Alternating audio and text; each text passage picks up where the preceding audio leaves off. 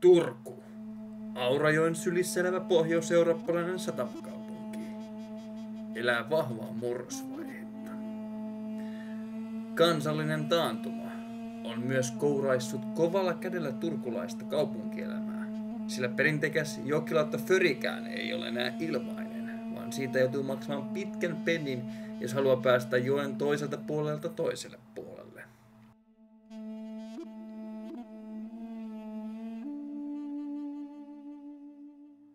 Mikäli paikallinen elinkeinoelämä ei hidasta tahtiaan jokaisella sektorilla. Uhkaa Turkua kulttuurihistoriallisten perinteiden häviäminen katukuvasta. Sekä mehukkaiden naaraiden sukupuuttoon kuoleminen. Sekä laajamittainen muuttovirtaus. Maahan, joka on tuttu makeista, karkeista ja nuuskasta. Eli länsinaapuriimme Ruotsiin.